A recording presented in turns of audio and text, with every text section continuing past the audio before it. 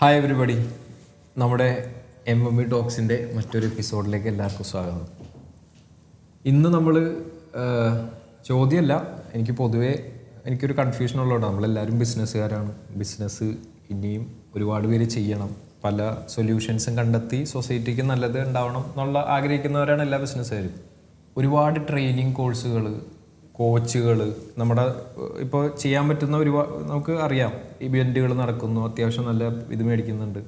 അപ്പോൾ ഇത് നമ്മൾ പക്ഷേ നമ്മൾ ഇത്രയും കാലത്തെ ജേണിയുടെ ഇടയിൽ എനിക്ക് മനസ്സിലായെന്ന് വെച്ച് കഴിഞ്ഞാൽ നമ്മൾ ടോട്ടലി ഡിഫറെൻ്റ് ഒരു രീതിയിലാണ് നമ്മൾ അവതരിപ്പിക്കുന്നത്. ഒരു സെൽഫ് റിയലൈസേഷൻ അങ്ങനെയുള്ള പല പ്രോഗ്രാംസും സാറ് നടത്തുന്നുണ്ടല്ലോ. എന്താണ് ആക്ച്വലി നമ്മളിപ്പോൾ പണ്ടത്തേനേക്കാളും വ്യത്യസ്തമായിട്ട് നമ്മൾ ചെയ്തുകൊണ്ടിരിക്കുന്ന കാര്യങ്ങൾ ബിസിനസ് രീതിയിലും? നമ്മളിപ്പോൾ ചെയ്തുകൊണ്ടിരിക്കുന്ന പ്രധാനപ്പെട്ട കാര്യം ഓൺടർപ്രണേഴ്സിൻ്റെ മൈൻഡ് സെറ്റിനെ സ്ട്രെങ്തൻ ചെയ്യാൻ ആവശ്യമായിട്ടുള്ള ട്രെയിനിങ്ങുകളാണ് മെയിനായിട്ട് ഫോക്കസ് ചെയ്യുന്നത്. എന്തുകൊണ്ടാണ് അതിലേക്ക് പോകാൻ കാരണമെന്ന് ചോദിച്ചു കഴിഞ്ഞാൽ, ഒരു ബിസിനസ്സിൻ്റെ വിജയം കിടക്കുന്നത് മാർക്കറ്റ് സാഹചര്യമോ പ്രൊഡക്റ്റോ അല്ലെങ്കിൽ സർവീസ് ആണെങ്കിൽ സർവീസിൻ്റെ ക്വാളിറ്റിയോ ഒന്നുമല്ല. അതിനേക്കാൾ ഉപരിയായിട്ട് അതിന് ലീഡ് ചെയ്യുന്ന ഓൺടർപ്രണറുടെ മൈൻഡ് സെറ്റാണ് ഒരു ബിസിനസ്സിൻ്റെ വിജയം എന്നുള്ള ഒരു തിരിച്ചറിവിലൂടെയാണ് നമ്മൾ പോയിക്കൊണ്ടിരിക്കുന്നത്. ഞാൻ ഒരുപാട് ആളുകളുമായി ചർച്ച ചെയ്യുകയും അവരുടെ ബിസിനസ് എക്സ്പീരിയൻസുകളിലൂടെയൊക്കെ കടന്നു പോകുമ്പോൾ വിജയിച്ച ആളുകളുടെ ഏറ്റവും വലിയ പ്രത്യേകത എന്ന് പറയുന്നത് ആ ലീഡർ സ്ട്രോങ് ആയി നിന്നു എന്നുള്ളതാണ്. ആ ലീഡറുടെ കാഴ്ചപ്പാടുകൾ സ്ട്രോങ് ആയി നിന്നു എന്നുള്ളതാണ്. അപ്പോൾ അതിനെ എങ്ങനെയാണ് സെറ്റ് ചെയ്യേണ്ടത്? മിക്ക ഓൺടർപ്രണേഴ്സും ഇപ്പോൾ കടന്നു പോകുന്നത് റിയാലിറ്റിയിലൂടെ അല്ല, നോൺ റിയാലിറ്റി ബേസ് ചെയ്തിട്ടാണ്. അതായത് നിലവിൽ ഇല്ലാത്തതോ അല്ലെങ്കിൽ റിയൽ അല്ലാത്തതോ ആയ കാര്യമാണ് സത്യമെന്ന് വിചാരിച്ചുകൊണ്ട് അതിൻ്റെ പിന്നാലെയാണ് പോയിക്കൊണ്ടിരിക്കുന്നത്.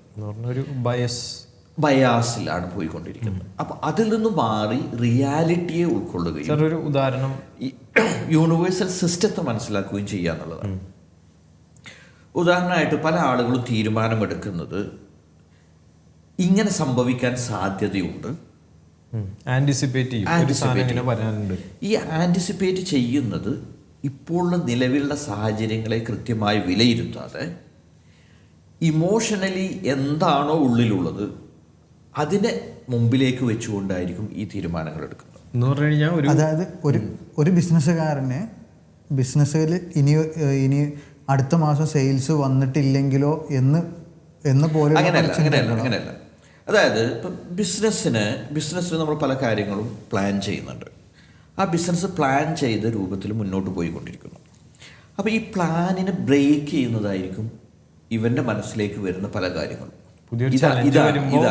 ചലഞ്ച് വരേണ്ടതില്ല എന്ന് ഞാൻ പറയുന്നത്. ഒരു ചലഞ്ചും വരണ്ട. ഒരു ട്രാക്കിലൂടെ പോയിക്കൊണ്ടിരിക്കുമ്പോൾ തന്നെ ഇയാളുടെ മനസ്സിൽ അദ്ദേഹത്തിൻ്റെ പ്രീവിയസ് എക്സ്പീരിയൻസ് വെച്ചും അദ്ദേഹത്തിൻ്റെ നിലവിലുള്ള അറിവിൻ്റെയും അനുഭവത്തിൻ്റെയും അടിസ്ഥാനത്തിൽ പുതിയ കാര്യങ്ങൾ രൂപപ്പെട്ടു വരികയാണ്.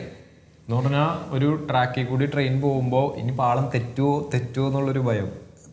ആ ഭയം മാത്രമല്ല, അത് പാളം തെറ്റിയാലുള്ള കാര്യങ്ങളെ കുറിച്ചായിരിക്കും ഇദ്ദേഹത്തിൻ്റെ. അത് നടന്നിട്ടില്ല, പക്ഷെ അത് ഇപ്പോഴേ അതിനെ പറ്റിയ കാര്യങ്ങൾ. യെസ്. അപ്പോൾ ഇതിൽ ബിസിനസ്സിൻ്റെ ദീർഘവീക്ഷണം എന്ന് പറയുന്നതായിട്ടാണ് ഇതിനെ കാണുന്നത്. പക്ഷേ ബിസിനസ്സിലെ ദീർഘവീക്ഷണവും ഇതും തമ്മിൽ യാതൊരു ബന്ധവും ഇല്ല എന്നുള്ളതാണ് സത്യം. ഇതിന് രണ്ടിനെയും വ്യത്യസ്തമായി കാണേണ്ടതുണ്ട്. അപ്പോൾ ഇത്തരം കാര്യങ്ങളെ ഒരു റിയാലിറ്റിയിലൂടെ എങ്ങനെ മുന്നോട്ട് പോകാം. പിന്നെ ഈ ലോകത്തിന് സിസ്റ്റം ഉണ്ട്. ലോകം പ്രവർത്തിക്കുന്നത് വളരെ സിസ്റ്റമാറ്റിക്കും ഓർഡർലിയാണ്. ഈ സിസ്റ്റത്തിന് എതിരായിട്ടുള്ള കാര്യങ്ങൾക്ക് വേണ്ടിയിട്ടാണ് സമയം ചെലവഴിക്കുന്നത് എങ്കിൽ അത് തീർച്ചയായും വേസ്റ്റാണ്. മനസ്സിലായോ? അപ്പോൾ നമ്മളൊരു പേന താഴേക്ക് ഇടുകയാണ്. ഇത് വീഴരുത് എന്ന് വിചാരിച്ചിട്ട് താഴേക്ക് ഇട്ടിട്ട് അത് വീണുപോയല്ലോ എന്ന് പറയുന്നതിൽ യാതൊരു അർത്ഥമില്ല. മനസ്സിലായോ? It's A reality. ഈ ഭൂമിക്ക് ഗ്രാവിറ്റി ഉണ്ട് എന്നുള്ള റിയാലിറ്റിയാണ്. ഇതുപോലെയുള്ള ഒരുപാട് കാര്യങ്ങൾ ബിസിനസ്സിനെ ബാധിക്കുന്നുണ്ട്. അപ്പോൾ ഇത്തരം കാര്യങ്ങളെ ഒരു ഓൺടർപ്രണർ തിരിച്ചറിഞ്ഞു കഴിഞ്ഞാൽ വളരെ നന്നായിട്ട് ചാനലൈസ് ചെയ്യാൻ പറ്റും. ഓൺടർപ്രണറുടെ എനർജിയെ വളരെ കൃത്യമായിട്ട് ചാനലൈസ് ചെയ്യാൻ പറ്റും.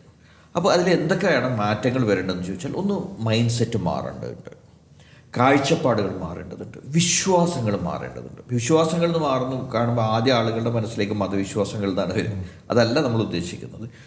വിശ്വാസങ്ങൾ എന്ന് പറഞ്ഞു കഴിഞ്ഞാൽ പണത്തെക്കുറിച്ചുള്ള കാഴ്ചപ്പാട് എന്താണ്, ഒരു ബിസിനസ്സിൽ പ്രോഫിറ്റ് കോട്ട് ചെയ്യുന്നതിനെക്കുറിച്ചുള്ള കാഴ്ചപ്പാട് എന്താണ്, ഒരു ബിസിനസ്സിൽ ഒരുപാട് പണം വരുമ്പോൾ എന്താണ് നമുക്ക് ഫീൽ ചെയ്യുന്നത്, ഇങ്ങനെ തുടങ്ങിയ കുറേ കാര്യങ്ങളുണ്ട്.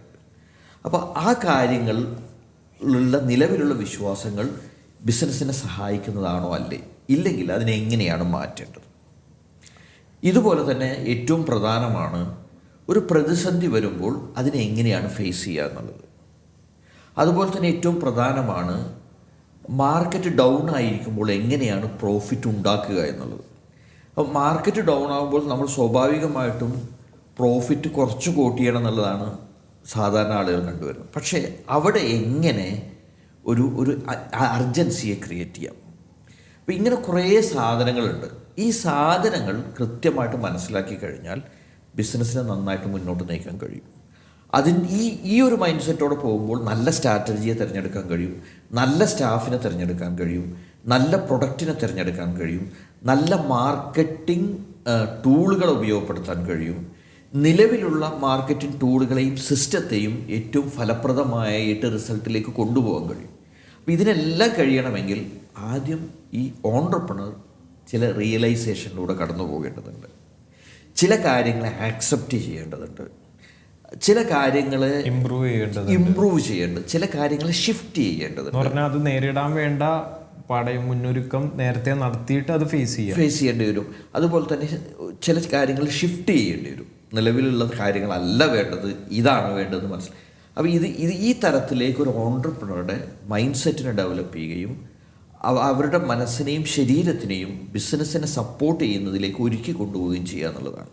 അപ്പോൾ അതിന് എന്തെല്ലാം ഡെയിലി റുട്ടീൻസ് വേണം, അതുപോലെ എന്തെല്ലാം കാര്യങ്ങൾ ഇവർ ഒഴിവാക്കി കളയേണ്ടതുണ്ട്, എന്തെല്ലാം കാര്യങ്ങൾ കൂട്ടിച്ചേർക്കേണ്ടത്, ഇതെല്ലാം കൂടി കോർത്തിണക്കിക്കൊണ്ടാണ് നമ്മളിപ്പോൾ വർക്ക്ഷോപ്പുകൾ ചെയ്തുകൊണ്ടിരിക്കുന്നത്. അപ്പോൾ ഈ വർക്ക്ഷോപ്പുകളിലൂടെ കടന്നു പോകുന്ന ഒരാളെ സംബന്ധിച്ചിടത്തോളം ഏത് സ്ട്രാറ്റജി സ്വീകരിക്കണമെന്നും ഏത് സിസ്റ്റം ഇംപ്ലിമെൻ്റ് ചെയ്യണമെന്നും അതുപോലെ തന്നെ എങ്ങനെ ബിസിനസ്സിനെ നയിക്കണമെന്നുമുള്ള ഒരു ക്ലാരിറ്റി ഉണ്ടാവും. ഇതിന് കുറച്ചുകൂടെ പറയുകയാണെങ്കിൽ ഒരു സ്പിരിച്വൽ ലെവലിൽ ഒരു ഓൺട്രപ്രണർ ഏത് ലെവലിൽ നിൽക്കണമെന്നത് വരെ ഈ വർക്ക്ഷോപ്പുമായി ബന്ധപ്പെട്ട് നമ്മൾ പഠിപ്പിക്കുന്നുണ്ട്. അതിലുള്ള പ്രാക്ടീസുകൾ പഠിപ്പിക്കുന്നുണ്ട്. അതിപ്പോൾ ഫിസിക്കലി നടക്കുന്നുണ്ടല്ലോ? ഉണ്ട്. നമുക്ക് ഓഫ്ലൈനായിട്ട് പ്രോഗ്രാമുകൾ നടന്നു വരുന്നുണ്ട്. അപ്പോൾ ഇത്തരം പ്രോഗ്രാമുകളിലൂടെ കടന്നു പോകുന്ന ഒരു ഓൺട്രപ്രണറെ സംബന്ധിച്ചിടത്തോളം എത്ര വലിയ പ്രതിസന്ധിയുള്ള ബിസിനസ്സിനെയും ബൂസ്റ്റ് ചെയ്തുകൊണ്ട് മുന്നോട്ട് പോകാനുള്ള ഒരു സ്പിരിച്വൽ സ്ട്രെങ്ത് കൈവരിക്കാൻ അദ്ദേഹത്തിന് കഴിയും. അപ്പോൾ അതിനുള്ള എല്ലാ കാര്യങ്ങളും ഈ വർക്ക്ഷോപ്പിൽ ഉൾപ്പെടുത്തിയിട്ടുണ്ട്. അപ്പോൾ ഈ പുതിയ ഈ ബിസിനസ് ട്രെയിനിങ്ങുകളുടെ സിസ്റ്റം എന്ന് പറയുന്നത് ഇങ്ങനെയാണ് മുന്നോട്ട് പോകുന്നത്. മാജിക് വൈബ്സ് അക്കാഡമിയിൽ വരുന്ന പുതിയ ട്രെയിനിങ്ങുകൾ ഈ ഒരു ലെവൽ ഫോക്കസ് ചെയ്തുകൊണ്ടാണ് മുന്നോട്ട് പോകുന്നത്. ബിസിനസ്സുമായി ബന്ധപ്പെട്ട് നിങ്ങൾക്ക് ആഗ്രഹിക്കുന്ന ചോദ്യങ്ങൾ ഞങ്ങളുമായി പങ്കുവെക്കാം. വീണ്ടും മറ്റൊരു എപ്പിസോഡിൽ കാണുന്നതുവരെ താങ്ക് യു. നിങ്ങളുടെ ജീവിതത്തിൽ വലിയ മാറ്റങ്ങൾ ഉണ്ടാവണമെന്ന് നിങ്ങൾ ആഗ്രഹിക്കുന്നുവെങ്കിൽ, നിങ്ങളുടെ ജീവിതത്തിൽ വിജയങ്ങൾ ഉണ്ടാവണമെന്ന് നിങ്ങൾ ആഗ്രഹിക്കുന്നുവെങ്കിൽ, അതിന് നിങ്ങളെ സഹായിക്കുന്ന ഒരു വലിയ പ്ലാറ്റ്ഫോമാണ് അൻവർ സാം മാജിക് വൈബ്സ്. നിങ്ങളെ അതിനുവേണ്ടി ഒരുക്കുവാൻ സഹായിക്കുന്ന ഒരുപാട് കോഴ്സുകൾ മാജിക് വൈബ്സ് എന്ന് പറയുന്ന ഈ പ്ലാറ്റ്ഫോമിൽ അവൈലബിൾ ആണ്.